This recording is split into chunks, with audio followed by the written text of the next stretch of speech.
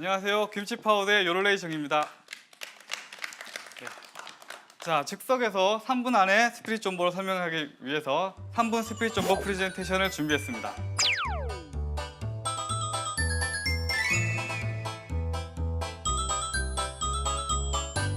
자, 여기서 저희가 만들고자 하는 것은 이제 사용자와 사용자 간의 파일을 공유하는 그런 어플리케이션을 만드는 거예요. 쉽게 말해서 여러분들이 한 번쯤 써보셨을 법한 무슨 디스크, 무슨 구리, 아니면 당나귀, 그리고 남자분들이 유독 많이 쓰셨던 프로나 같은 게 있는 거죠. 그래서 저희는 그런 프로그램을 개발하는 프로젝트입니다.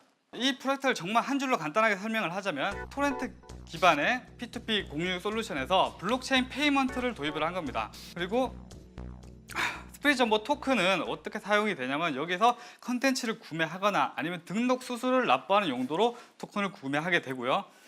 요즘 블록체인 트렌드가 미들맨, 즉 중개자를 없애는 게 트렌드예요. 하지만 이 스피릿 존버는 그 반대로 그 미들맨의 중요성을 너무나 잘 알고 있습니다. 그렇기 때문에 저희는 중개자들을 효과적으로 써서 그 사람들을 도입해서 이거를 더 많이 팔릴 수 있도록 홍보해주는 역할을 해준다고 보고 있기 때문에 원 제작자를 보호해줄 수 있고, 그리고 결제받은 토큰을 배분하는 역할로서 미들맨을 더 넣게 되었습니다. 토큰 이코노미에 대해서 설명을 드리겠습니다. 결과적으로 토큰은 수요와 공급이 맞아떨어져서 시장이 형성돼야만 그 가치를 지닙니다. 그래서 수요가 다운로드 수요가 있느냐, 그리고 충분하게 업로드하는 사람들이 있느냐, 이런 수요와 공급이 맞춰져야 되는데 많은 프로젝트들에서 내가 이런 걸 만들면 사람들이 쓰겠지, 보상을 위해서 쓰겠지라고 생각하는데 그게 아니에요. 실제로 내 상상과는 아주 멀린 거리가 있기 때문에 저희가 선택한 방법은 기존의 동일한 비즈니스 모델을 가지고 있는 웹하드라는 시장이 이미 있어요. 그래서 그 매출을 확인해 보니 연간 3,500억 원이라는 컨텐츠 비용이 인컴이 들어오고 있었던 거죠. 그래서 이 스피릿 존버 토큰으로 P2P를 공유를 세계화한다면 그 세계적인 웹하드 매출은 어마어마해지겠죠. 그래서 결론적으로 스피릿 존버는 그런 거대 시장에 빨대를 꽂겠다 이런 게 결론적으로 저희들이 바라는 바고요. 왜 이걸 블록체인을 사용을 해야 되냐? 기존의 웹하드 솔루션은 원화에 한정된다는 단점이 있어요. 그리고 콘텐츠도 한국인에만 집중된다는 단점이 있는데 장벽이 없는 국제 결제가 가능하다면 외국인들이 와서 마켓플레이스에서 자기네 나라 드라마를 올린다든지 자기네 콘텐츠를 올리겠죠. 그래서 수익을 남기기 위해서 여러 가지 노력들을 할 겁니다. 그걸 위해서 블록체인이 꼭 있어야 된다. 그리고 두 번째로 활성화된 암호화폐 경제 생태계를 그대로 활용합니다. 즉 내가 타국에 있는 사람들의 콘텐츠를 팔더라도 자국의 원화라든지 뭐 달러라든지 이런 것도 환전이 가능하죠. 그런 걸 위해서 그대로 생태계를 그대로 활용하고요. 그리고 콘텐츠 제작자 입장에서 비즈니스 스케일 아웃이 가능하게 되는 게 블록체인입니다. 그래서 비즈니스 스케일 아웃이 이게 뭐냐? 뜻밖의 수요 지역에서 추가적인 콘텐츠 인프라 없이도 가격 매출을 가져갈 수 있다는 것인데, 다시 한번 설명을 드리자면은 블록 배틀 프로그램이 나왔는데 어떤 인도 사람이 이걸 힌디어 자막을 넣어가지고 팔고 있어요. 그럼 제작진들이 예상치 못한 지역에서 매출이 나오고 인기가 있는 걸 알게 되는 거죠. 그랬을 때 제휴 콘텐츠를 걸어서 수익을 어느 정도 보장받을 수 있게 이렇게 만드는 게 비즈니스 스케일 아웃입니다. 비즈니스 스케일업은 내가 역량을 키우는 거고, 비즈니스 스케일 아웃은 역량을 아무데 여러 가지 뿌려서 조금이라도 걷기 위한 것이죠. 세상 하늘 아래 새로운 것은 없다고, 이런 비슷한 주제의 토큰들이 있고, 그리고 앞으로도 이 스피릿 존버가 잘 되면 유사한 토큰들이 우후죽순 쏟아질 거예요. 그래서 스피릿 존버는 어떻게 준비를 했냐? 그래도 한국에 진입할 때 진입 장벽이라도 되라고 특허를, 이런 비즈니스 구조에 대한 특허를 가지고 있습니다. 그리고 토큰적 입장에서 볼 때 스피릿 존버는 무료가 아닌 유료를 지향을 하고, 그리고 불법이 아닌 제휴 콘텐츠를 수용하는 법적 테두리 안에서 사업을 하고, 그리고 단순히 피어투피어에 관계된 데이터 전송하는 사람들끼리의 토큰이 전송이 아니라 원 저작자, 자막 제작자, 그리고 그 게시물을 올린 포스팅한 사람들과 그 커뮤니티를 유지하는 제작자들까지도 모든 기여자들의 노력을 인정하고 보상해주기 위한 게 차이점이라고 할 수 있습니다. 최종적으로 많이 궁금해들 하실 거예요. 밈파워를 아십니까? 밈파워는 인터넷에 떠도는 유행하는 콘텐츠를 말합니다. 사람들은 재미있고 특이한 걸 좋아해요. 그래서 김치파우더가 사실 밖에서 많은 응원을 받고 있고 많은 지지를 받고 있는 이유기도 하고요. 밈파워의 특징은 이게 빨리 넓게 많이 퍼진다는 거예요, 인터넷에. 마케팅비가 하나도 없는 스피릿 존버 입장에서는 이 밈파워를 이용하는 게 가장 효율적인 전략이라 생각해서 우리의 컨텐츠를 모두 다 재미있게 이렇게 꾸미게 되었습니다. 네, 그리고 스피릿 존버라는 이름은 한 번 들으면 잊을 수가 없죠. 여러분들이 셀 수 있는 10가지 코인 중에 그 하나가 되기 위해서, 그 각인시키기 위해서 이런 이름을 정했고요.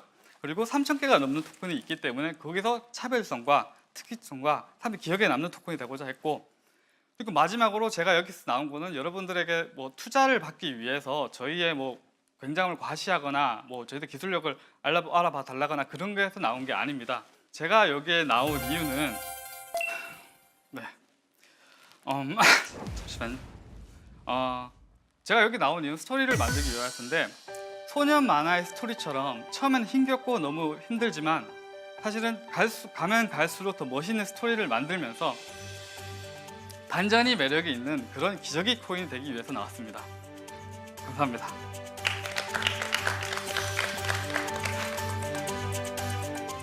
좀 긴장을 많이 했어요. 왠지 굉장히 좀 난감한 질문도 할 것 같고 이렇게 했기 때문에 좀 긴장을 안 할 수가 없었죠. 아무리 좀 제가 뭐 다른 분들 사실 뭐 심사위 눈치를 본 건 아니지만 그래도 막상 무대에 서고 많은 사람들이 보고 있다 생각하니까 좀 떨리더라고요.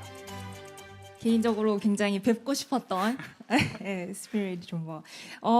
우선 사실 P2P 파일 쉐어링이라는 것 자체가 갖고 있는 고질적인 리스크가 있을 수밖에 없다고 생각이 드는데, 그래서 아까 PT에서도 말씀을 하셨다시피 뭐 제휴 콘텐츠를 대상으로만 한다라고 했지만 사실 저작권 문제라든지 불법 유통 문제가 대두될 수밖에 없을 것 같다고 생각이 드는데, 사실 그 경우에 가장 문제가 되는 게 시드를 갖고 있는 사람이 어쨌든 금전적인 보상을 받게 되는 상황에서 불법 유통이 일어나게 되면은 그 사람 그러면은 이 김치 파워드 스피릿 존버 팀도 불법 행위를 저지르게 되는 건지 거기에 대한 법적인 해석 같은 건 어떻게 준비를 하고 계시는지가 좀 궁금해요. 그래서 제가 선례를 찾아보니 사실상 불법 복제를 만든 건 불가능하다고 보고요.